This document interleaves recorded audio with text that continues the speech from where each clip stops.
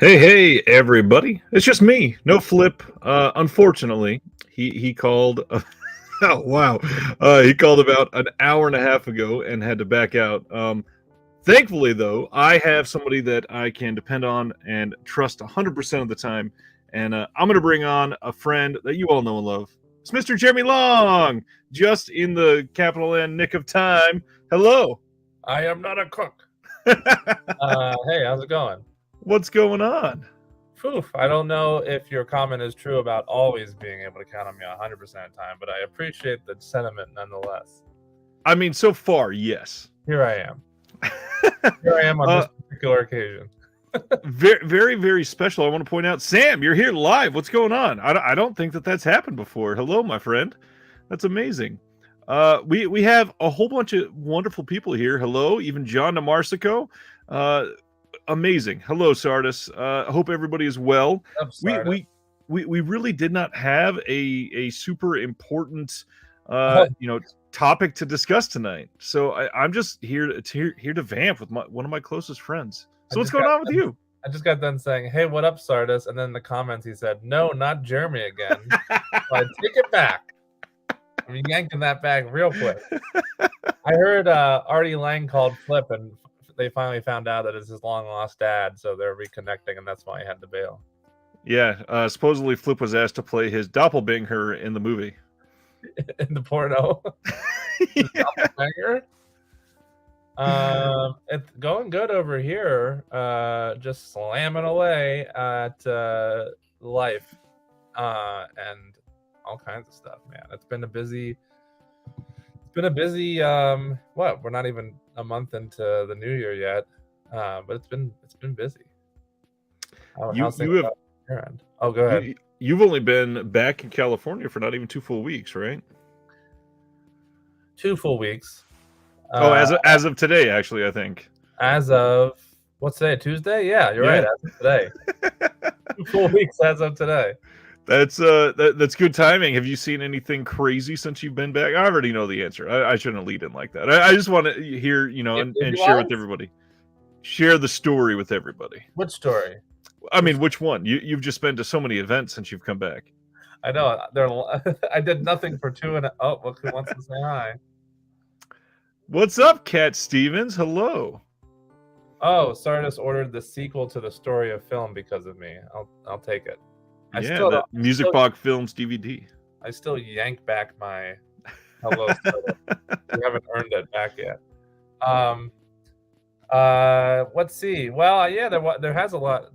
Tomorrow, I've heard too. I've seen this old news. Tomorrow I'm going to. This wouldn't 100% be my cup of tea normally, but I have a friend a very dear friend of mine who is obsessed with the show, and I got invited to the Teen Wolf the movie premiere. So we're going. That does not sound very Jeremy. We're going to that, and believe it or not, somehow I don't know how they managed to do it. It's over 2 hours long. That's a lot of teens and probably a little less wolves. A little less wolves and a lot more pussycats. And then the day after that, Thursday, I got invited to the premiere of the new show, The Wolf Pack, which a lot of wolves. Wait, it's a wolf kind of week, you know what I mean? And I normally wouldn't be super pumped about that either, but it's Sarah Michelle Gellar's new show, and Buffy the Vampire Slayer is my favorite show of all time, in case anybody doesn't know. So, and I've never met her, so I'm looking forward to the event for solely that reason. It will probably be a mediocre show, TBH. But, and then I was almost going to go see EO tonight. I'm very excited to see that movie. Nice. I literally have not made my best of list of 2022 finalized yet because I'm waiting to see that. But it fell through. Lucky for you, it fell through. And here I am instead, not watching EO. And then last weekend, not the one that just happened, but the one before that, I had a fun 3 events back-to-back day on Saturday. It was a whirlwind because it was like an all day. The first event started at noon, and that was what they called Glass Onion Day. So they had a screening of the movie, which, as we all know, is a little bit on the longer side. I think 2.5 hours. And then 3 back-to-back. Usually they only do like a Q&A at these things, if any. And this one had 3 back-to-back what they call panels. And like one was called Crafting the Mystery. And it was like a Q&A with the editor, the cinematographer, the production designer, like those types of people on kind of like the behind the scenes stuff, crafting the mystery. Patton Oswalt was the guest moderator for that one. And let me tell you, comedians make great Q&A moderators. I would agree. As opposed to, I've seen some really stuffy moderators in my day. Like a theater host or something like that, just stepping in. Oh, no thanks. Sometimes even like somebody like a journalist or something. Right. These really stereotypical questions and stuff. Patton, he said I think it was the cinematographer who was rambling on one answer for like way too long, and then he did that very classic Q&A answer thing where he's like, anyways, I hope that answered your question. That very cliche. And then Pat's like, no, it didn't, Bob. Actually, here, I'm going to repeat it again. Listen very carefully this time. And that got a huge laugh. And then and then he didn't know that there was 3 panels, and that was the very first one. So like everybody started like getting up and leaving afterwards, and you saw someone come over and whisper to him, and he's like, there'll be another panel, so stay seated. I guess they're bringing the caterer and the PA out here, so we'll talk to them next. The caterer. So he was a hoot. But anyways, then the next one literally the second one was a solo Q&A with just this moderator and actually, no, and the editor. So the editor wasn't in the first panel. I don't know but the second one was just the editor and a moderator. And then lastly, the third one was just Ryan Johnson, and Drew Goddard was the special guest moderator for that one. And everybody's talking about the Out of the Blue Severin release, which is so ironic because the folks who did the restoration of Out of the Blue were at this event. And when I was talking to Ryan after the Q&A was over, and I was telling Ryan, like, oh my God, they just showed Brick at the New Beverly literally yesterday, because this was a Saturday and it was a Friday matinee. And I was like, but I couldn't go because it was a Friday matinee and I was working. And Ryan's like, I know. I was like, I was out of town and I wanted to go too. He's like, it's been forever since I've seen it on film. And so we had like a little bit of bonding moment. And then all of a sudden this old man comes over, and it's the Out of the Blue restoration guy, who I met before because I went to the premiere of the Out of the Blue restoration at the Arrow that Natasha Lyonne and Chloe Sevigny introduced.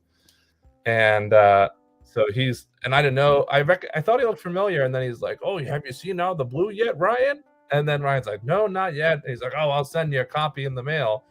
And then I was like, that's a beautiful restoration, by the way, and a phenomenal release, like all around. And he was like, oh, thank you. So that's kind of ironic that people were talking about that in the comments. Anyways, so then after the 3 panels, it was there was like a reception with like open bar, themed drinks from the movie, because they all had their signature cocktails that Edward Norton made for them. The pictures looked amazing. It was delicious. And then various hors d'oeuvres being passed around, and a bunch of props. They had like some costumes. They had like the Glass Onion sign. They had the Mona Lisa, the blue, whatever his car was. I forget what car it was, with the kombucha inside, like by the pool. Anyways, so the mini one, not the real car, but and then. So that was fun. And then I went straight from that because it was 3 back-to-back panels and a longer movie. It went to like 5. Right. Yeah. I mean, snooze fest. I know.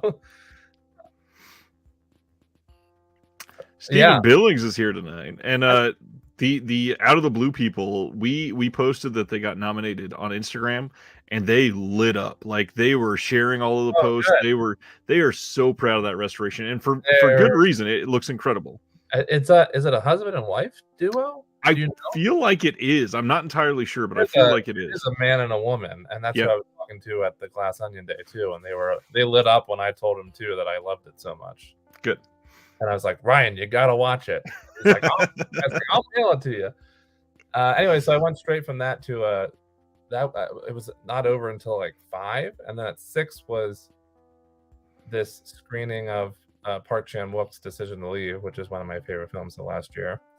And I had previously seen it at Beyond Fest last year too, in October-ish, and Park Chan-wook did a Q&A then, but they rush him out quick at the Arrow usually, any kind of guest for the most part. But this was, since it was an industry screening, and it was a very intimate event because it was at the London Hotel, which I like going to PGA events there because they have this very small theater that's probably only like 50 seats. Yeah. So he did a Q&A. His Q&As always last forever because he gives these long, in-depth answers, and then also the translator has to then translate it and read it back. But that was fun, and then there was a reception after that too, where I got to chat with him, and which is great because he's like the master. I told him he's like one of my top 10 favorite filmmakers of all time, and the translator translated to him, and then he said something, and then the translator said to me, he says, "What's your other 4?" And I was like, "Oh!" I got put on the spot. And I was just like, Tarantino, Paul Thomas Anderson. I gave like the most cliche answers. Right. Oh, and I was also wearing a New Beverly shirt, and Park Chan was like, "Oh, New Beverly!" Nice. And I had my friend Monique with me there, and they, had past hors d'oeuvres as well as an open bar, which is the usual. So got a little toasted, and then went to the midnight screening at the New Beverly. Speaking of which, of The Vigil, which I remember seeing a long time ago when it first came out, and I didn't love it. I liked it, but I didn't love it. Yeah, it's good, not great. Apparently, it has like a lot of love in the horror community because Mike Flanagan is obsessed with it, and so he was there to do a little introduction with the writer-director Keith Thomas, who I guess it's his first film that he did, and now he did a segment for Cabinet of Curiosities and a couple other things ever since then. So it really launched him off, which is great, and I think it's a great directorial debut. All things considered, even if I didn't love it. So they introduced it and then did a little Q&A afterwards, and both of them stuck around for like an hour and a half after the Q&A, just chatting with people. It was great. And Mike remembered me from when I talked to him pretty extensively at last year's Beyond Fest in 2021, when he was also a guest moderator for the Black Phone premiere at Beyond Fest and moderated the Q&A with Scott Derrickson and Robert Cargill. One of those names. I'm just here to help you keep everything in line and manage your brain filing cabinet. I had to remember, and then and anyway, so Mike remembered me. I was like, "Hey, you gave me some great advice." He's like, "Really? Something I said worked?" And we added some more, and I got a picture with him and the writer-director of Vigil and Keith Thomas, and it was fun. So I didn't get home till like 4 because that movie. I think it's only like an hour and 40 minutes, but it's a midnight showing, and then the Q&A plus the intro at the beginning, and then sticking around and chatting with everybody. And by the way, for everybody, because I know a lot of these folks, well, pretty much everybody in the chat is physical media enthusiasts, and many of them are in your Discord that I'm a part of. And if they're not, they should join immediately and support them. The producers, I did not know this, the producers of The Vigil are the producers of Barbarian, the same producing team, these two guys. And so they were there at the screening and very enthused. They're very enthusiastic people because after this Q&A, they're just like, "There's 3 more." They're like yelling out from their seats. "There's 3 more screenings throughout the month, 3 more midnights, and each one's going to have a special guest. I guess the one from this past Saturday, the special guest was Parker Finn. Oh, wow. and apparently the next 2 they're going to have some other special guest moderators as well. So they're trying to hype up. Anyways, so they love this movie, and they seem very enthusiastic about film. But since they were there, I was like, yo, guys, when are we going to get a physical release of Barbarian? And the guy's like, don't even get me started. And anyways, he says at this point, the best hope we have is like some boutique label releasing it, like Criterion and I said, what about Arrow? And he's like, oh yeah. And he's like, because I don't think we're going to get a release from the actual studio. He's like, I've been fighting it for months now. And he's like, but I have a couple irons in the fire in terms of like outsider third-party releases. So that's kind of odd, considering the director posted that he had just done a commentary for it. That is odd. Yeah. I don't know. That's what they... Sam wants to know what's the best event and Q&A you've been to. I don't know. I'll have to think about that one. As you think about that, go ahead. Just because he's my favorite writer of all time, Charlie Kaufman, writer of Eternal Sunshine of the Spotless Mind, my favorite movie of all time. I went to, this was closer to, of course, when I first moved here. I think it was back in could have even been late 2015, which is the year I moved here. Might have been early 2016. They did a screening of Anomalisa with a Q&A, and he was there. And by the way, granted, I think he's only come out with one movie since Anomalisa, which is I'm Thinking of Ending Things. Yeah. But I have not seen him do any Q&As since that Anomalisa one. I think because he is quite a recluse. Right. So him and the other director and some of the other folks involved were at this Q&A. But just being able to talk to Charlie Kaufman, my favorite writer, makes that definitely the number one for me. Nice. Last time that we did one of these, Flip was not here, and I spent some time looking forward to 2023 films coming out. Offhand, do you know 2 or 3 that you're like, oh my god, I cannot wait to see these? Yeah, obviously, unbelievably stoked for what's it called? What's the Joaquin Phoenix Ari Aster vehicle coming out? The funny thing is, it's got, it had like a working title, and now it, when the poster came out, Joaquin, Bo's Not Afraid or something like that. I had laughed the first poster because Joaquin Phoenix, his name was like a third of the poster. Yeah. I mean, but when you team up him and Ari Aster, A24, who's that one guy in the Discord that hates A24? Cam. He's right here. Yeah. Nerd of the 80s. Get out of here.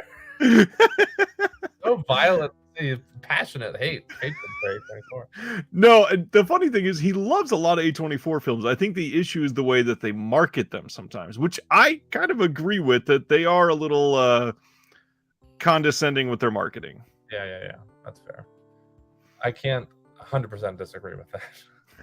But I'm stoked about that one. Obviously stoked about Max XXXine to finish off that trilogy. Stoked about John Wick 4 talking about trilogies now becoming sagas. And there was what's that other one? It's coming out in April. It's the same month as Bo, I think. You'll have to be more specific. Here, I'll tell you. You say something. I talked enough. Well, first of all, did you hear the supposed news about what is coming up after this next Ari Aster project? No. So I don't remember if they actually said the plan for what's coming out or anything like that, but I feel like they hinted at something, and I can't remember it. The next film is supposedly going to have Emma Stone, which is awesome, and then the other one, Christopher Abbott. These are 2 separate movies, both no, by same film with both of them with Ari Aster. And Ari Aster's next movie after this Bo Is Not Afraid. Well, I love both of them, actually. Did you ever see Christopher Abbott in this super underrated I just watched it. You know what Let's I'm see. talking about? I do. Yeah, 6 days ago. Huh? It's called Black Bear, I think. Oh no, it's not the one. Oh, It's the one that you wanted me to watch last year, and I finally got to watch it on the count of 3. oh yeah, that was really good too. Dude, amazing. Oh, yeah, I So told well you done. about that. Yeah, Yeah. Gerard Carmichael is top notch. I Yeah, absolutely. didn't watch the Golden Globes, but All right, we got a couple questions for you. What's the most strangely personal question you've heard at a Q&A? oh, I'll tell you. This happened recently. Oh, I don't know if it's strangely personal, but this is just. By the way, the movie I was thinking of that's coming out in April is obviously Evil Dead, the new Evil Dead. Evil Dead Rise. I couldn't think of it for some reason. Just recently, I don't think it's personal to the person who. Oh, actually, I have a better answer. I can tell both if you want. But I went to. Oh my gosh, it's amazing how we're tying all these comments together because somebody just said apparently the animators from Anomalisa also did Moral Oral, and you're correct, Stan. That's Dino Stamatopoulos, who is Starburns. Yeah, Starburns, co-owner of Starburns Industries, which does Rick and Morty and Moral Oral, and also owned by Dan Harmon. Those two together. Obviously, they worked on Community together too. Dino's a friend of mine because him and Andy are really close, and you know that I'm friends with Andy. And great month to talk about Rick and Morty, by the way. The whole Justin Roiland stuff going on. Oh yeah, I did hear about that. Well, I'll tell you some stories. I am excited about Renfield. Actually, I forgot to mention that one too. Anything Nicolas Cage, obviously. Oh my god, I wish. I've never been to Sundance. I've always wanted to go. I've been to a bunch of local film festivals here in Los Angeles since I moved here, but I've never traveled for film festivals. So, what about that time you went to Cannes? I want to go to Cannes. I want to go to Tribeca. I want to go to Sundance. I never have. And TIFF would be fun too. TIFF would be so fun. I should have taken advantage of when they were doing like streamers. Oh, the hybrid, yeah. And I was like, man, that's a time I could have paid and jumped on it and avoided the travel cost. Yeah. But it wouldn't have been as fun either. But I do want to go very soon. And I'm sure there's a ton of movies at Sundance that I'm really excited about. Sorry, it's just like back to the original question. So anyway, so the reason I said it's funny that somebody mentioned Moral Oral is because I'm friends with Dino. So Dino, Andy Dick, and I went to see. This was back in 2016 as well, I think.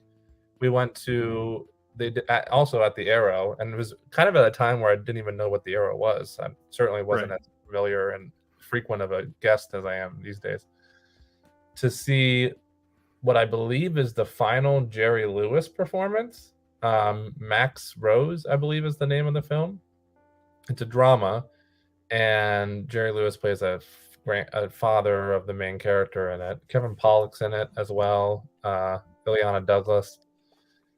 And Jerry Lewis was there doing a Q&A, which was like, just Jerry Lewis. You got to go, yeah.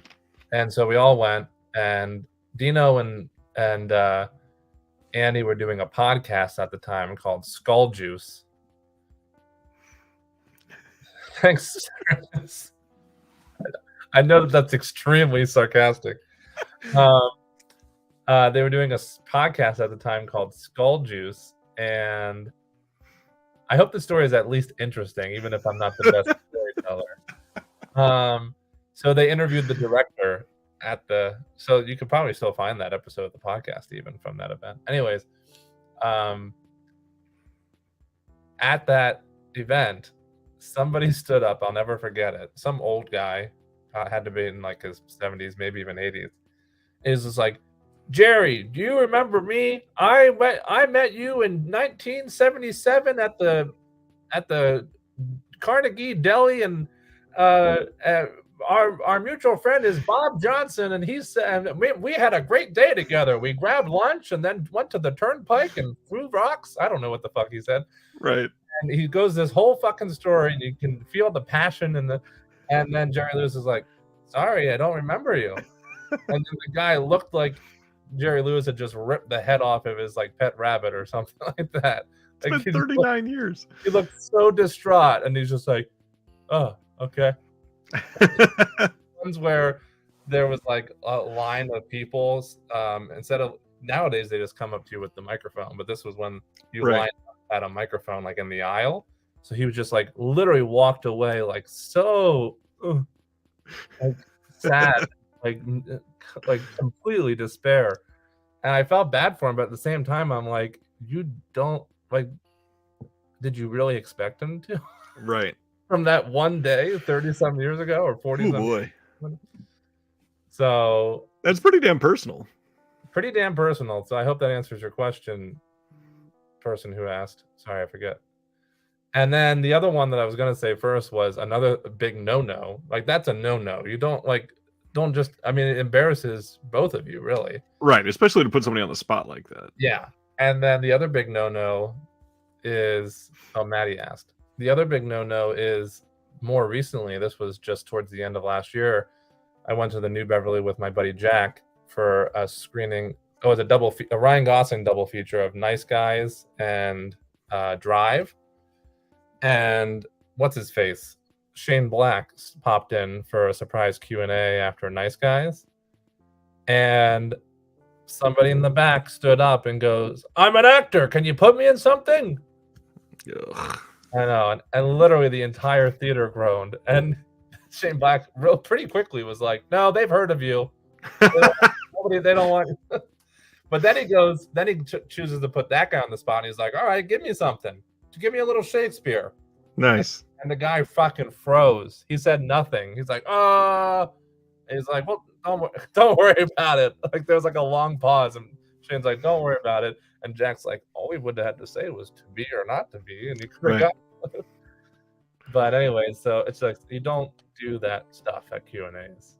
No, really, you don't do that stuff. Period. Don't go up to even afterwards. And I mean, I'll throw out there too that Q&As at conventions, I inevitably every single time when they do something, it is like some actress who is up there for a panel for something from 34 years ago, and some weirdo in the crowd stands up and asks a question about like nudity 38 years prior, and they're like, "So how did it how did it feel when you were nude in front of William Shatner?" Whatever. It's like, come on, dude. It's so weird to bring attention to that in the moment and then put somebody publicly on the spot. And then, you look like you just fell out of the bed and hit everything on the way down to the floor. Like, come on. That's not. Yeah, I don't think I personally experienced anything like that at the conventions I've been to, but I've seen it happen in videos I've watched of Q&A conventions and stuff like that. And it's just like, the other big thing, I don't understand how many times I've been in a Q&A, or at least like in a panel where somebody's just talking on stage and people in the crowd have their phone ring on loud.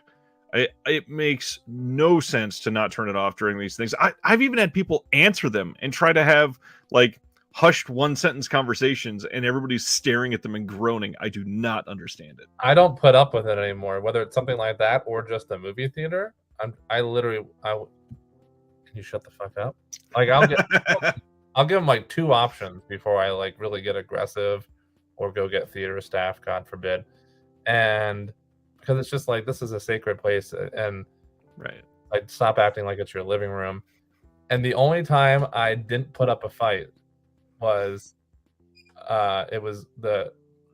when Avengers Infinity War came out, and it was opening night, which is Thursday these days, not even Friday, where they have literally back-to-back, like at least here in Los Angeles, probably most places, they had literally screenings like every 15 minutes at the AMC near me. Like, you could just, if that one was full, 15 minutes later. And so I walked in, and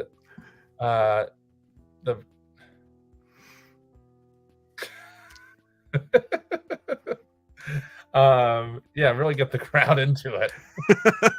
Well, this wasn't a good Q&A until everybody groaned. I walked into this theater, and this one guy was like literally like on his phone, like talking at normal volume. And I think the trailers had already started, Anyways, I sat down and he kept going, and I was like, shh. I did the very loud shh, and he goes, "I'll cut you." And I was like, he's calling now.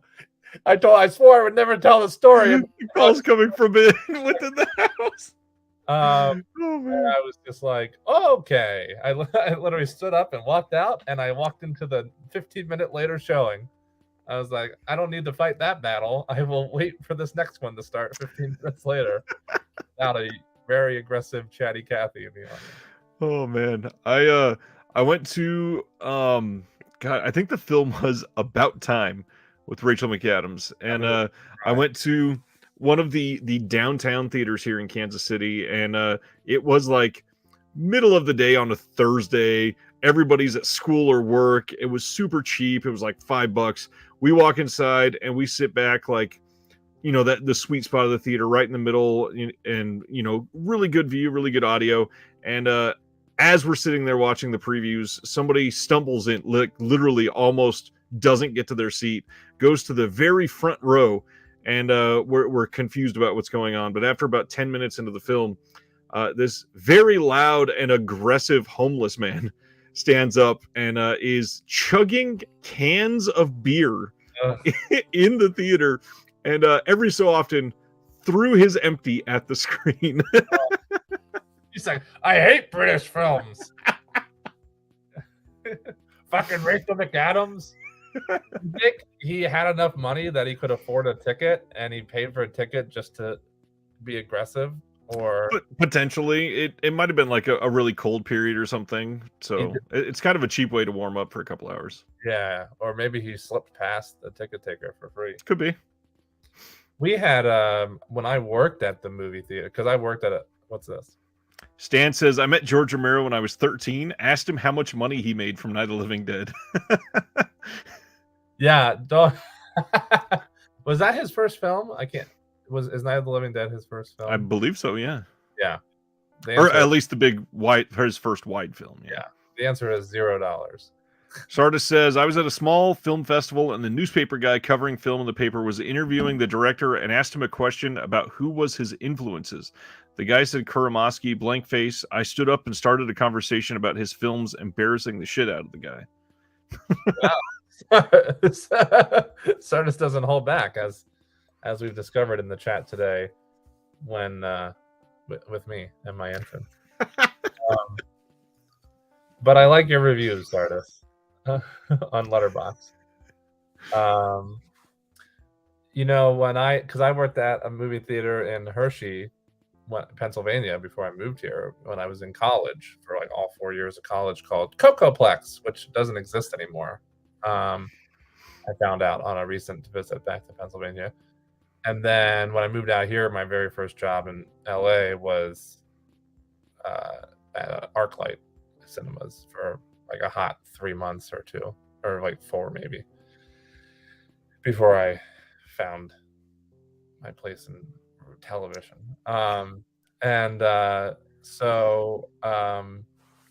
This was at the Hershey Theater one time. It was, I mean, you can imagine, it's a very small town. So on a weekday night, you're getting like maybe 2 or 3 dozen customers. It was pretty slow. They usually had one person doing concessions and tickets at the concession stand, and one manager who was also like the projectionist, and that was like it. And anyways, back then we valued something called theater checks, which I've noticed that a lot of theaters don't give a shit about these days. They don't pop in and check on the sound and video quality and make sure people aren't making noise and shit. But back then we cared, and I was doing a theater check, and I popped into this one theater. I don't remember what movie it was, but I looked around and there was nobody in there. And back in these days, on top of doing theater checks, it was well, maybe it was just because it was such a small independent movie theater, but we didn't run the theater if we didn't sell tickets. It was one of those types of theaters back in those days. And so I'm like, the movie's on, we had to have sold tickets, but I don't see anybody, which of course, usually the light bulb is they snuck into another movie that they may be allowed to see or whatever.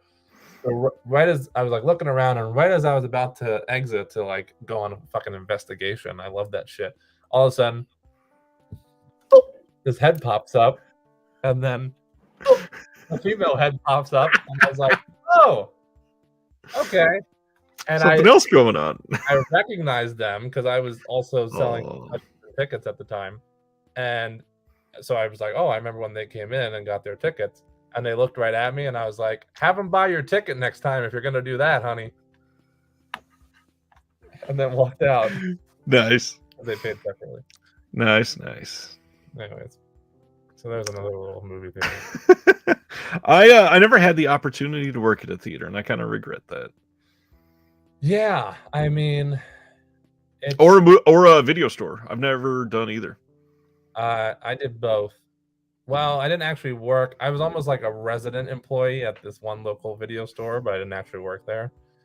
So I guess I can't say that. But the movie theater, obviously, you get absolute shit money. I mean, back when I was in college, well, I was working 3 jobs in college. I was working at a restaurant as a server, at the movie theater, and at a local comic book shop, in order to help pay for college. But so it pays shit. And then when I was out here, when I worked out at the one out here for like 3 months or whatever, I was also Ubering at the time because again, it pays shit. So you can't make a living off of it, but Right. for the time to do it is in like high school or whatever. But I don't regret it. It was fun. I got to learn, projection and all the stuff. Hang on a second. I need to. Someone's at my door. I'll be right back. You're good. Stan ran one of the first video stores in LA. That's incredible. DC says, I should really learn how to say the whole name here. DC Eibner. Or D. Seibner. I'm one of the two. I shushed a pack of teens during a screening of Independence Day Resurgence. One of them tried to start a fight. Went to the lobby where they asked for our tickets. I had a ticket. They did not. And then, of course, moral of the story, I had to finish that god-awful movie. Yeah, I really do wish I could have worked at a video store at some point. The theater in my hometown was kind of shit. I did not like it very much. And in fact, once I got old enough to drive, and once I didn't live at home with crappy parents anymore, anytime I went to a theater, I willingly drove 35 miles to the nearest like mid-sized town that had a decent movie theater, just so I didn't have to go to our shitty movie theater at our hometown. Brian is here, just got home after a grueling hour-and-a-half drive from work. God dang. Worked at a video store back in the VHS days. Very nice. I'll be sure to ask Jeremy in just a second when he gets back here. Sardis, I started going to the theater when I was in my first trimester. My mom took the tickets while pregnant, so I started enjoying film before I was born. Nice. Very nice. Yes, thank you. I didn't realize Jake was here, but yes, the sticky floors in Barstow are a core memory, and not for good reasons. Not only are the floors super sticky, the chairs, you know how when you're in a movie theater, you can tell they've not been updated in a generation or so. This had like the dust of a billion farts in these chairs, and those things were god awful. The screens were terrible. They did not have good they didn't have good bulbs, so no matter what, everything was always super dim. It was awful. I could not stand that place. King Dingling went to Mascazoro. Guy brought his kid, let him run up and down the aisle for 20 minutes, leaned forward and whispered, "You might want to do something about him." Ouch. So close. Phonetic breakdown. Sibner. Okay, I can say D. Sibner. Thank you. Worked at a theater from 95 to 98. Very nice. Silent Mandibles here. What's going on? Partly remember going to the drive-in to see Pale Rider when I was like 4. Speaking of our hometown that Jake just brought up and I brought up, the drive-in there was actually decent, and I didn't go there enough. And unfortunately, it's a place, I don't know if they're even still open. I should probably look into that. But it was one of the last remaining operational drive-ins in California. And then COVID came, and I feel like they reopened a couple of them down in Southern California. So I'd have to look at that. But yeah, it was a decent place. 2 screens. Drive-ins don't always have 2 screens, so it was nice. The worst theater seats ever at the Paris Theater in New York City, the equivalent of grade school chairs. I mean, I love the New Bev, but I will also say the chairs at the New Bev kind of really suck. Obviously I'm a giant man, but they are not comfortable in the least bit. They are ones like if I needed to stand up, I would do better using like margarine to grease the grease the armrest. Let's see. I remember recommending Terminator 2 to some older people. They were not having it. I tried my best. Welcome back, my friend. Thank you. Stan wants to know what comic book shop you worked at. So it was in my small town of Palmyra, Pennsylvania, and it was called Comics and Paperbacks Plus. And I went there all throughout my childhood and then worked there in college. Because I was friends with the owner from just having gone there. I literally lived a block away from it, so I could just walk there. It was nice. I saw Jaws at the drive-in in 77. That sounds awesome. What other questions did I miss? We were talking about my hometown theater and how much of a piece of shit it was. Yeah. D7er says someone brought their 3-month-old to the opening night of I Am Legend. Jake, terrible theater experiences for sure. I could over the years. We were talking about the drive-in in my hometown, which my hometown, by the way, is where they filmed the I don't remember it's the opening, but the segment from Kill Bill 2 in the mobile home or RV or whatever it is, where they let the snake loose in there. Yeah. They filmed that there, and Jake says I hated the bathrooms at the drive-in. They had one of those stupid piss troughs thing. Stand shoulder to shoulder and piss in a trough together. I've seen those. I embarrassingly, as a hardcore movie fan, had not been to a drive-in prior to the pandemic when we were forced to. Wow. I don't think they really had that many anywhere near my hometown. Yeah. And, I could have gone to one much sooner than the pandemic when I moved out here to Los Angeles, but I just never did. But then I went a shit ton during the pandemic. Let me tell you, don't go see, what's that Dave Franco horror movie that he directed? Oh, The Rental? I really did not like, but it is not good. It's even worse at a drive-in because the whole movie is practically pitch black darkness, and you're trying to watch it from your car in the darkness. Yeah, I went with my buddy Zach, and we couldn't see shit. Terry says was listening to talk about theater checks and thought to shudder at too many memories of doing them as an employee and manager.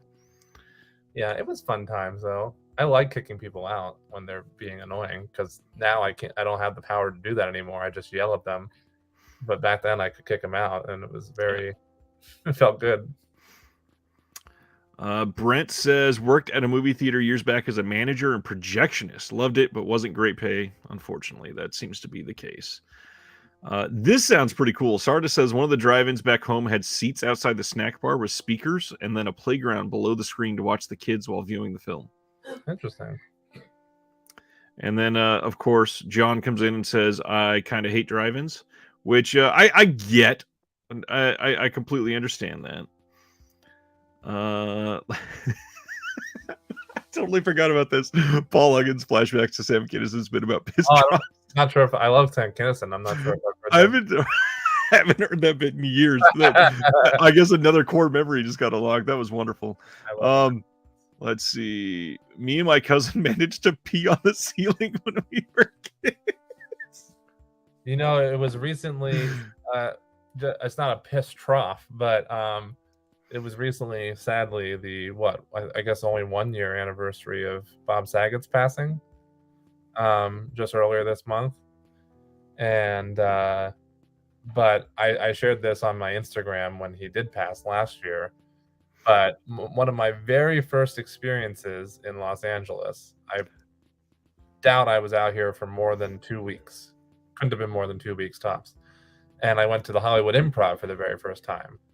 That and the Comedy Store were two places I needed to go immediately as soon as I moved out here. Of course, start learning the ropes and the grounds and meeting the people and get my foot in the door there.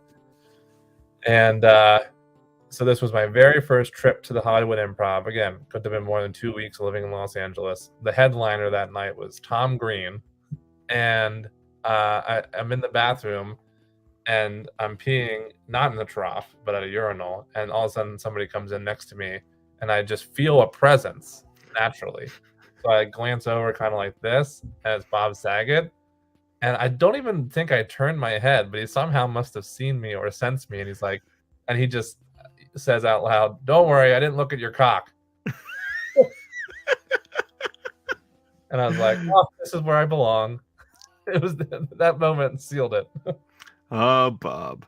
Good old Bob. Love this. Lissa says, my mom and her friend went to the local drive-in to see Death Wish, and mom's babysitter canceled, so I had to lay down in the back seat and listen to Men Be Dispatched by Charles Bronson.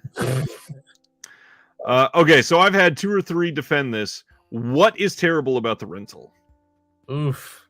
In my opinion, besides not being able to see one frame of it from my car, although I did try and watch it again when it came out on Blu-ray, I just felt it was unbelievably cliche in every facet of the storytelling, and had a very anticlimactic ending. I just didn't like. I don't know. I wasn't. It seemed like nothing new to me, and didn't take me anywhere on its journey whatsoever. It seemed like, and I like Dave Franco, I think, as a person, and certainly as an actor, Same and with Alison Brie. and same with Alison Brie. I just felt like he took like he, it's his first movie, and I felt like he just like really wanted to like make a movie, and he was just like, "Rah!" and like wrote down everything he'd seen in horror movies. It was like, "What?" And then like spit out the rental, and it was just like, not good in my opinion. I felt like it could have been a really fun, like 12-minute short. Yeah, yeah. I mean, it did go on too long because it was just like, it. Yeah, I mean, that was it, my whole issue with it was its plot and everything. Honestly, everything about the writing.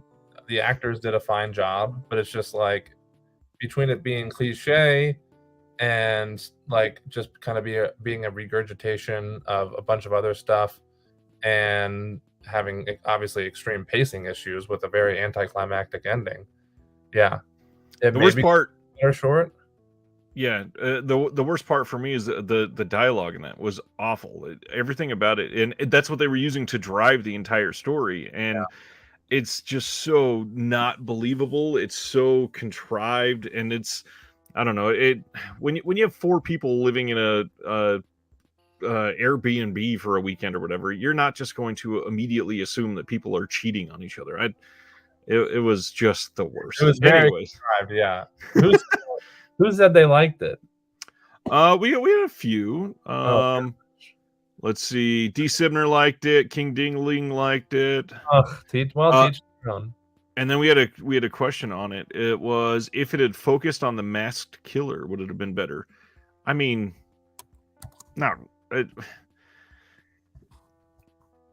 I think it would have had more potential, but I think overall they just needed to fix the dialogue. Yeah, I think so too. I saw. Oh, Stan said drive-ins helped me survive the pandemic, and I would agree 100%. That's awesome. But no, there was another comment I saw. Oh, DC said, Tom Green, Daddy, would you like some? By the way, I ended up becoming, I mean, that was my very first encounter with Tom Green at that show because, again, I had just been in LA for like a week or two, but I ended up becoming friends with him because he's also friends with Andy. So somehow in the mix of that, maybe about a year after that show, I ended up knowing Tom Green. And right around that time where, I haven't talked to him in who knows how long now, but right around that time where I was just kind of becoming friends with him, early in my friendship with Andy as well, is during the time frame that Periscope was really popular. Do you remember Periscope? Oh yeah. And so Tom Green was always on Periscope, like every day. And one time I was watching his Periscope, it was like a Tuesday night or something like that, and I was just like home with nothing to do, and he went live and I was watching it, and his car ran out of gas in the middle of a drive-through while he was on Periscope. And it was like right nearby here, like in Sherman Oaks or something like that. And he was like, if anybody can help, he's like on the Periscope asking for help. And I was like, I'm not doing anything. So I literally met him at this drive-through because I knew where he was. He said it on the Periscope. And then I helped him push his car in neutral to the nearest gas station. Yeah, that's maybe in the next month or so you can get Tom Green on the channel. Yeah, I'll reach out to him for the first time in like 4 years. DM him on Periscope. You can't even get on that app anymore. Nope. All right. As funny as this is gonna sound, we don't have much else to talk about, and Jeremy's got to continue working. And yeah, this is where we're at. Jeremy just wanted to come in and rescue us to hang out for a little while with everybody. Some time for my buddy Ryan because Flip had to go close up the pizzeria and didn't have time to do the show. I'm not going to put any of the business out there, but the sad thing is, it's way sadder than that. The reason he didn't come? Yeah. Oh, okay. I'll find out later. He has actual family issues at the moment. Yeah. Oh, poor guy. Oh yeah, my friend Monique. What's this? What eventually gets more posts on the Criterion subreddit? Requests for after hours or non-joking requests for Freddy Got Fingered? If they released Freddy Got Fingered, I would be thrilled. I'm sure Criterion snobs would have a fit about it, but I'd be thrilled. I would too. I don't think it hasn't gotten a Blu-ray release at all, right? Nope. All Notes wants to see you at a Q&A. Tell Tom, hey, remember when I helped you push your car out of a drive-thru? And he goes, no, I don't remember you. No, he would. Well, maybe he wouldn't remember. He remembered because again, I haven't talked to him in a while, and there was a period of time where I hadn't talked to him in like a year or a year and a half. But then I was like, hey, remember I helped you push your car? And that jogged his memory. Oh yeah. So I think that bonded us for life. I think it's better than that time we went to dinner 40 years ago. After you skipped rocks at the lake. Yeah, that makes sense. So anyways, that is about all we got for Jeremy, because he's got to go and write like stupid TV shows or something. Yes, the stupidest. And my friend Monique's coming over after that, and we're gonna do face masks apparently. Nice. And also drink wine. So girls' night. Sounds like a wonderful night. Thanks everybody for hanging out, and we'll see you next time. See you Thursday. I just pressed the wrong button. Let me end the